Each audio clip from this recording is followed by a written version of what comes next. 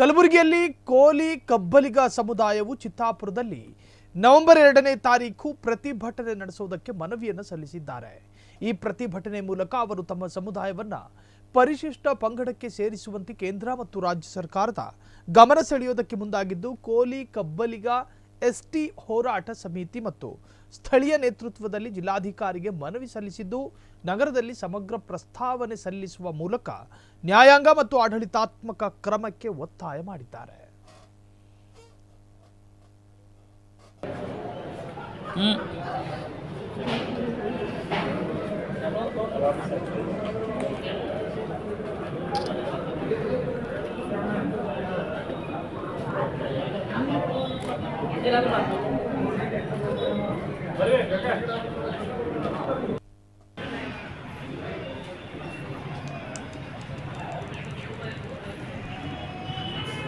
ಇವತ್ತು ಕಲಬುರಗಿ ಜಿಲ್ಲೆಯ ಜಿಲ್ಲಾಧಿಕಾರಿಗಳ ಕಚೇರಿಗೆ ಬಂದು ನಾವು ಒಂದು ಮನವಿ ಪತ್ರವನ್ನು ಎಲ್ಲ ನಮ್ಮ ಸಮಾಜದ ಪ್ರಮುಖ ನಾಯಕರುಗಳು, ತಳವಾರ ಸಮಾಜದ ನಾಯಕರುಗಳು, ವಿವಿಧ ಸಮಾಜದ ಮುಖಂಡರುಗಳು ಜೊತೆಗೂಡಿ ಇವತ್ತು ಒಂದು ಮನವಿ ಪತ್ರವನ್ನು ಮಾನ್ಯ ಜಿಲ್ಲಾಧಿಕಾರಿಗಳಿಗೆ ನಾವು ಈಗಾಗಲೇ ಕೊಟ್ಟಿದ್ದೇವೆ. ವಿಷಯ ಏನಪ್ಪ ಅಂದ್ರೆ, ಇವತ್ತು ಕರ್ನಾಟಕ ರಾಜ್ಯದಲ್ಲಿರುವಂಥ ಕೋಲಿ, ಕಬ್ಬಲಿಗ, ಅಂಬಿಗ, ಬೆಸ್ತ ಈ ಜಾತಿಗಳನ್ನು ಪರಿಶಿಷ್ಟ ಪಂಗಡಕ್ಕೆ ಸೇರ್ಪಡೆ ಮಾಡಲು ಇವತ್ತು ನವೆಂಬರ್ 2ನೇ ತಾರೀಕು ಚಿತ್ತಾಪುರಿನಲ್ಲಿ ಒಂದು ಬೃಹತ್ ಪ್ರತಿಭಟನೆಯನ್ನು ಹಮ್ಮಿಕೊಂಡಿದ್ದೇವೆ. ಚಿತ್ತಾಪುರ ತಾಲೂಕಿನ ಚಿತ್ತಾಪುರ ಪಟ್ಟಣದಲ್ಲಿ ಇವತ್ತು ನವೆಂಬರ್ 2ನೇ ತಾರೀಕು ಒಂದು ಬೃಹತ್ ಪ್ರತಿಭಟನೆ ಹಮ್ಮಿಕೊಂಡಿದ್ದೇವೆ. ಇವತ್ತು ನಮ್ಮ ಕೋಲಿ ಕಬ್ಬಲಿಗ ಸಮಾಜವನ್ನು ಇವತ್ತು ಪರಿಶಿಷ್ಟ ಪಂಗಡಕ್ಕೆ ಸೇರ್ಪಡೆ ಮಾಡಲು ಇವತ್ತು ಕೇಂದ್ರ ಸರ್ಕಾರಕ್ಕೆ ರಾಜ್ಯ ಸರ್ಕಾರದಿಂದ ಪ್ರಸ್ತಾವನೆಯನ್ನು ಸಲ್ಲಿಸಬೇಕೆಂದು ಮಾನ್ಯ ಮುಖ್ಯಮಂತ್ರಿಗಳಿಗೆ ಸಿದ್ದರಾಮಯ್ಯನವರಿಗೆ ಒತ್ತಾಯಿಸಿ, ಅದೇ ರೀತಿ ಇವತ್ತು 2019ರಲ್ಲಿ ಈ ದೇಶದ ಪ್ರಧಾನಮಂತ್ರಿ ಸನ್ಮಾನ್ಯ ನರೇಂದ್ರ ಮೋದಿಯವರು ಕಲಬುರಗಿಗೆ ಬಂದಾಗ ತಮ್ಮ ಚುನಾವಣಾ ಪ್ರಚಾರದ ವೇಳೆಯಲ್ಲಿ ಇವತ್ತು ಮೈ ಕೋಲಿ ಸಮಾಜಕ್ಕೂ ಯಾದ್ ರಕ್ಕುಂಗ ಅಂತ ಏನೋ ಭರವಸೆ ಕೊಟ್ಟಿದ್ದರು. ಅದರಂತೆ ನಮ್ಮ ಬೇಡಿಕೆ ಏನಂತಪ್ಪ ಅಂದ್ರೆ, ನಮ್ಮ ಕೋಲಿ ಜನಾಂಗ ಕಬ್ಬಲಿಗ ಸಮಾಜ ಇವತ್ತು STಯಲ್ಲಿ ಸೇರ್ಪಡೆ ಆಗಬೇಕು. ಇವತ್ತು ಸರ್ಕಾರ STPಯಲ್ಲಿ ಸೇರ್ಪಡೆ ಮಾಡಿ ನಮ್ಮ ಜನಾಂಗಕ್ಕೆ ನ್ಯಾಯ ಕೊಡಬೇಕನ್ನೋ ನಮ್ಮ ಬೇಡಿಕೆ ಏನಿತ್ತು ಅದು ಈಡೇರಿಸಲೇ ಇಲ್ಲ. ಹೀಗಾಗಿ ಆ ಒಂದು ಅನ್ಯಾಯವನ್ನು ಇವತ್ತು ಪ್ರಧಾನಮಂತ್ರಿಗಳು ಮಾಡಿರುವಂಥ ಅನ್ಯಾಯವನ್ನು ಖಂಡಿಸಿ ಇವತ್ತು ಮಾನ್ಯ ಮುಖ್ಯಮಂತ್ರಿಗಳಿಗೆ ನಮ್ಮ ಒಂದು ಏನು ಪ್ರಸ್ತಾವನೆ ಕೇಂದ್ರಕ್ಕೆ ಸಲ್ಲಿಸಬೇಕಂತ ಒತ್ತಾಯಿಸಿ, ಅದೇ ರೀತಿ ಇವತ್ತು ಈ ರಾಜ್ಯದಲ್ಲಿರುವಂಥ ತಳವಾರ ಜಾತಿ ಜನಾಂಗಕ್ಕೆ ಇವತ್ತು ಅವರಿಗೆ ಪರಿಶಿಷ್ಟ ಪಂಗಡ ಪ್ರಮಾಣ ಪತ್ರ ವಿತರಣೆಯಲ್ಲಿ ಇವತ್ತು ಅನ್ಯಾಯವನ್ನು ಆಗ್ತಾಯಿದೆ, ಅದನ್ನು ಸರಿಪಡಿಸಬೇಕಂತ ಒತ್ತಾಯಿಸಿ ಇವತ್ತು ಚಿತ್ತಾಪುರನಲ್ಲಿ ನವೆಂಬರ್ 2ನೇ ತಾರೀಕು ಒಂದು ಬೃಹತ್ ಪ್ರತಿಭಟನೆಯನ್ನು ಹಮ್ಮಿಕೊಂಡಿದ್ದೇವೆ. ಆ ಪ್ರತಿಭಟನೆಯಲ್ಲಿ ನಾವೆಲ್ಲರೂ ಸೇರಿ ಇವತ್ತು ಒಂದು ದೊಡ್ಡ ಪ್ರಮಾಣದ ರ್ಯಾಲಿ ಮಾಡಿ ಇವತ್ತು ಸರ್ಕಾರಕ್ಕೆ, ಕೇಂದ್ರ ಸರ್ಕಾರಕ್ಕೆ, ರಾಜ್ಯ ಸರ್ಕಾರಕ್ಕೆ ಒತ್ತಾಯವನ್ನು ಮಾಡ್ತಾ ಇದ್ದೇವೆ. ಹೀಗಾಗಿ ಅಂದಿನ ದಿನ ನಮಗೆ ಪರವಾನಗಿ ಕೊಡಬೇಕಂತ ತಿಳ್ಕೊಂಡು ಜಿಲ್ಲಾಧಿಕಾರಿಗಳಿಗೆ ಮತ್ತು ನಮಗೆ ಬಂದೋಬಸ್ತ್ ಕೊಡಬೇಕಂತ ಹೇಳಿ ಮಾನ್ಯ ವರಿಷ್ಠಾಧಿಕಾರಿಗಳಿಗೆ ಇವತ್ತು ನಾವು ಮನವಿ ಪತ್ರವನ್ನು ಸಲ್ಲಿಸಿದ್ದೇವೆ ಎಂದು ಈ ಸಂದರ್ಭ. ಗದಗ ಜಿಲ್ಲೆಯ ಲಕ್ಷ್ಮೇಶ್ವರ ತಾಲೂಕಿನಲ್ಲಿ ವೀರರಾಣಿ ಕಿತ್ತೂರು ಚೆನ್ನಮ್ಮ ಜಯಂತಿ ಆಚರಣೆಗೆ ತಹಶೀಲ್ದಾರ್ ನಿರ್ಲಕ್ಷ್ಯ ತೋರಿದ್ದು, ಘಟನೆಗೆ ಸಂಬಂಧಪಟ್ಟ ಹಾಗೆ ಜಿಲ್ಲಾಧಿಕಾರಿ ಶ್ರೀಧರ್ ತಕ್ಷಣ ಕ್ರಮ ಕೈಗೊಂಡಿದ್ದಾರೆ. ಸ್ಥಳೀಯ ವೀರಶೈವ ಲಿಂಗಾಯತ ಪಂಚಮಸಾಲಿ ಸಂಘದ ಪ್ರತಿಭಟನಾಕಾರರು ತಹಶೀಲ್ದಾರ್ ಕಚೇರಿ ಎದುರು ಧರಣಿ ಹಮ್ಮಿಕೊಂಡಿದ್ದು, ದೇಶ ಪ್ರೇಮಿ ವೀರರಾಣಿ ಚೆನ್ನಮ್ಮಗೆ ಅವಮಾನ ಎಂದು ಆಕ್ರೋಶ ವ್ಯಕ್ತಪಡಿಸಿದ್ದರು. ಹೀಗಾಗಿ ಜಿಲ್ಲಾಧಿಕಾರಿ ಮತ್ತು ತಹಶೀಲ್ದಾರ್ ಕಾರ್ಯಾಲಯಕ್ಕೆ ಭೇಟಿ ನೀಡಿ ಸಂಘದ ಮುಖಂಡರೊಂದಿಗೆ ಚರ್ಚೆ ನಡೆಸಿದಂತಹ ನಂತರ ತಹಶೀಲ್ದಾರ್ ತಪ್ಪಿಗೆ ಸಮುದಾಯದ ಕ್ಷಮೆಯಾಚಿಸಿ ಅವರನ್ನು ತಕ್ಷಣ ರಜೆಯ ಮೇಲೆ ಕಳುಹಿಸಿ ಬೇರೆ ತಾಲೂಕುಗಳಲ್ಲಿ ಕಾರ್ಯನಿರ್ವಹಿಸಲು ಅವಕಾಶ ನೀಡದಂತೆ ಕ್ರಮ ಕೈಗೊಳ್ಳಲು ಸರ್ಕಾರಕ್ಕೆ ವರದಿ ಕಳುಹಿಸುವಂತೆ ಸೂಚನೆಯನ್ನು ಕೊಟ್ಟಿದ್ದಾರೆ. ವೀರಶೈವ ಲಿಂಗಾಯತ ಪಂಚಮಸಾಲಿ ಸಂಘದವರು ನಿಗದಿತ ದಿನಾಂಕದಲ್ಲಿ ಚೆನ್ನಮ್ಮ ಜಯಂತಿಯನ್ನು ಅದ್ದೂರಿಯಾಗಿ ಆಚರಿಸಲು ನಿರ್ಧರಿಸಿದ್ದಾರೆ ಮತ್ತು ಸಂಪೂರ್ಣ ಪಾಲ್ಗೊಳ್ಳುವುದಾಗಿ ಘೋಷಣೆ ಮಾಡಿದ್ದಾರೆ.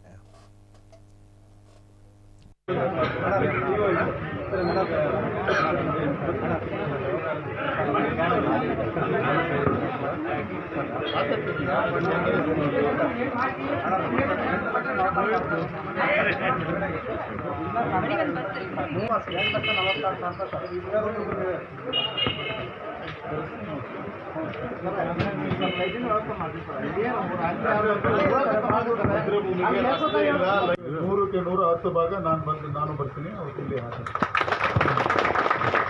Thank you. ನಮ್ಮ ಮಾತಿಗೆ ಹೋಗ್ಬಿಟ್ಟು ತಾವೆಲ್ಲ ನಿಂತ್ಕೊಳ್ತಿರೋದಕ್ಕೆ ತುಂಬ ಧನ್ಯವಾದ. ಎಲ್ಲರಿಗೂ ಅಖಿಲ ಭಾರತ ವೀರಶೈವ ಲಿಂಗಾಯತ ಪಂಚಮಸಾಲಿ ಮಹಾಸಭೆಗೆ ಎಲ್ಲರಿಗೂ ಸಹ ಹೃತ್ಪೂರ್ವಕ ಧನ್ಯವಾದಗಳನ್ನು ಹೇಳ್ತೇನೆ. ಈ ಪ್ರತಿಭಟನೆಯನ್ನು ಇಲ್ಲಿಗೆ ನಾವು ಮುಕ್ತಾಯಗೊಳಿಸ್ತಿದ್ದೇವೆ. ಎಲ್ಲರಿಗೂ ತುಂಬ ಧನ್ಯವಾದಗಳು. ತಾಯಿ ಚೆನ್ನಮ್ಮ ಕ್ರಾಂತಿವೀರ ಸಂಗೊಳ್ಳಿ ರಾಯಣ್ಣ ಪಾದಕಲ್ಮಗೆ ನಮಸ್ಕರಿಸಿ, ನಿನ್ನೆ ತಾನೇ ನಡೆದಂತಹ ಲಕ್ಷ್ಮೇಶ್ವರದಾಗ ಬಹುತೇಕ ಇತಿಹಾಸದಾಗೂ ಈ ಥರ ಆಗ್ಲಿಕ್ಕಿಲ್ಲ ಅಂತ ನಾ ಅನ್ಕೊಂಡೇನಿ. ರಾಜ್ಯ ಸರ್ಕಾರನ ಎಲ್ಲ ಜಯಂತಿ ಆಚರಣೆ ಮಾಡ್ಬೇಕನ್ನೋಂಥದ್ದು ಒಂದು ಸರ್ಕಾರನ ಆದೇಶ ಧಿಕ್ಕರಿಸಿ ಒಬ್ಬ ತಹಸೀಲ್ದಾರ್ ಮಾಡಿದಂಥ ತಪ್ಪಿಗೆ ನಮ್ಮ ಜಿಲ್ಲಾಧಿಕಾರಿಗಳಂತ ಬಂದು ಎಲ್ಲ ಸಮಾಜದವ್ರಿಗೆ ಅವರು ಮಾಡಿದ್ದನ್ನ ಪರವಾಗಿ ನಾ ಕ್ಷಮೆ ಕೇಳ್ತೇನೆ ಅನ್ನೋದನ್ನು ಉದ್ದೇಶ ಇಟ್ಕೊಂಡು ಇವತ್ತು ನಾವು ಜಿಲ್ಲಾಧಿಕಾರಿಯಾಗಿ ನೋಡಿಲ್ಲ, ನಮ್ಮ ಮನೆ ಯಜಮಾನ ಅಂತ ಆಗಲೇ ಅಂದ್ಕೊಂಡಿದ್ದ ನಂತರ ಕೆಲವೊಂದಿಷ್ಟು ಇನ್ನೂ ದೇವಸ್ಥಾನದಾಗ ಕೂಡಿದಾಗ ಹಿರಿಯರು ಏನಂದ್ರು, ಅಮಾನತ್ ಅಂದಿರಿ, ಅಮಾನತ್ ಅಂದ್ಬಿಟ್ಟ ಬ್ಯಾಡ್ರಿ ಅಂತೇಳಿ ಅಂದ್ರೆ ಮಾನ್ಯ ಜಿಲ್ಲಾಧಿಕಾರಿಗಳು. ಆದ್ರೆ ನಾವು ಹೇಳಿದ್ವಿ, ನಮಗೆ ಸಾವಿರಾರು ಫೋನ್ ಮಾಡಿಸಿದ್ರು ಅವ್ರು, ಆದ್ರೆ ಅದು ಸರಿಯಲ್ಲ ಅಂತ ನಾ ಅಂತ ನೀವು ವೇದಿಕೆ ಮುಖಾಂತರ ನಾ ಹೇಳ್ತಾನೆ. ಯಾರ್ದೋ ಮುಖಾಂತರ ಫೋನ್ ಮಾಡಿಸಿ ಹೆದರಿಕೆ ಹಾಕೋದು ಬೆದರಿಕೆ ಹಾಕೋಂಥದ್ದು ಅವು ಈ ವಾತಾವರಣದಾಗ ಯಾವುದೋ ಅಲ್ಲಿ ನೌಕರಸ್ಥರು ಮಾಡಬಾರ್ದು ಅಂತ ನಾನು. ಯಾಕಂದ್ರೆ ನೌಕರಿ ಮಾಡೋರಿಗೆ ಎಲ್ಲರಿಗೆ ಅವ್ರು ಯಾವ್ದಂಥ ಸಮಾಜಗಳು ಎಲ್ಲ ಇರ್ತಾವೆ. ಆದ್ರೆ ಬಂದಂಥವ್ರಿಗೆಲ್ಲರಿಗೆ ಯಾವ ಸಮಾಜ ಅಂತ ಕೇಳೋಂಥ ಮಟ್ಟದಾಗ ಆತಂದ್ರೆ ನಾಳೆ ನೌಕರಿ ಮಾಡೋರಿಗೆ ಕಷ್ಟ ಆಕೈತಿ.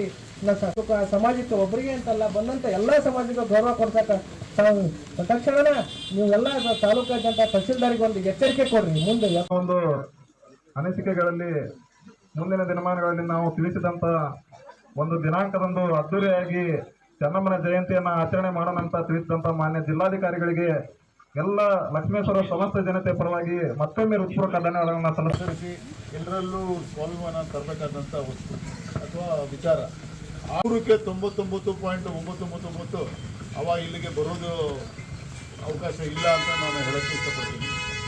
ಇನ್ನು ಸರ್ಕಾರದಲ್ಲಿ ಆ 0.000 ಏನಿದೆ ಅದರದ್ದು ನೋಡುವ, ಅದು ಅಷ್ಟು ಸುಲಭವಾಗಿ ಆಗುವಂಥ ವಿಚಾರ ಅಲ್ಲ.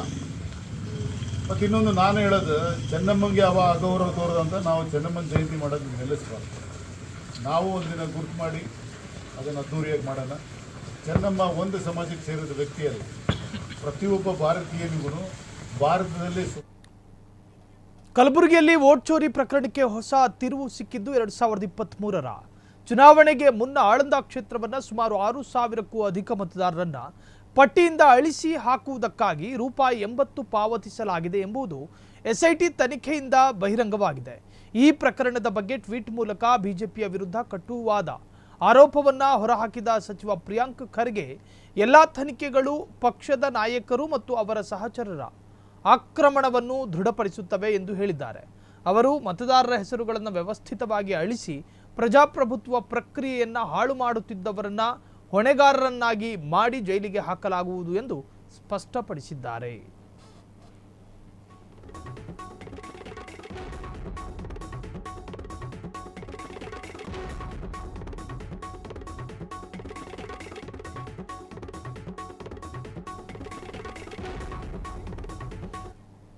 ಕಲಬುರಗಿಯಲ್ಲಿ ಸಚಿವ ಪ್ರಿಯಾಂಕ್ ಖರ್ಗೆ ಅವರನ್ನ ಬೆಂಬಲಿಸಿ ದಲಿತ ಸೇನೆಯಿಂದ ಭಾರೀ ಪ್ರೊಟೆಸ್ಟ್ ನಡೆದಿದ್ದು, ನಗರದ ಜಗತ್ ವೃತ್ತದಿಂದ ಡಿಸಿ ಆಫೀಸ್ ಕಚೇರಿಯವರೆಗೆ ಪ್ರತಿಭಟನಾಕಾರರು ಮೆರವಣಿಗೆ ನಡೆಸಿದ್ದು, ಸಚಿವ ಪ್ರಿಯಾಂಕ್ ಖರ್ಗೆ ಅವರನ್ನ ತೇಜೋವಧೆ ಮಾಡಲಾಗುತ್ತಿದೆ ಹಾಗೂ ಆರ್ಎಸ್ಎಸ್ ಸಂಘಟನೆ ತೀವ್ರ ನಿಂದನೆ ಮಾಡುತ್ತಿದೆ ಎಂದು ಪ್ರತಿಭಟನಾಕಾರರು ಆಕ್ರೋಶವನ್ನು ಹೊರಹಾಕಿದ್ದಾರೆ. ಇನ್ನು ಆರ್ಎಸ್ಎಸ್ ಮತ್ತು ಅದರ ಅಂಗಸಂಸ್ಥೆಗಳ ವಿರುದ್ಧ ಕಾನೂನು ಕ್ರಮಕ್ಕೆ ಒತ್ತಾಯಿಸಿ ಡಿಸಿ ಕಚೇರಿಯ ಮುಂದೆ ಟೈರ್ಗೆ ಬೆಂಕಿ ಹಚ್ಚಿ ತಮ್ಮ ಆಕ್ರೋಶವನ್ನು ವ್ಯಕ್ತಪಡಿಸಿದ್ದಾರೆ.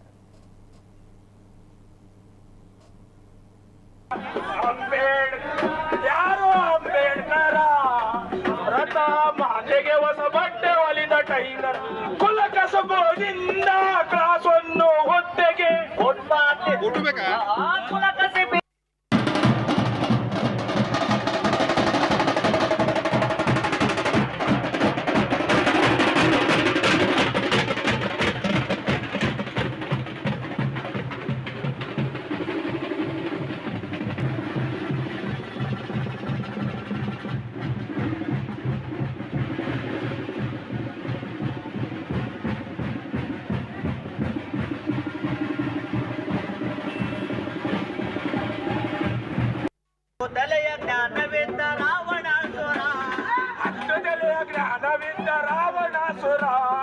ಹತ್ತು ತಲೆಯ ಜ್ಞಾನವಿದ್ದ ರಾವಣಾಸುರ. ಅಂಬೇಡ್ಕರ ಅಪ್ಪ ಅಂಬೇಡ್ಕರ.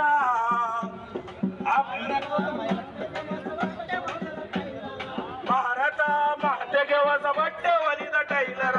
ಆ ಜಾತಿಯವರು ಈ ಜಾತಿಯವರಿಗೆ, ಆ ಧರ್ಮದವರು ಈ ಧರ್ಮದವರಿಗೆ.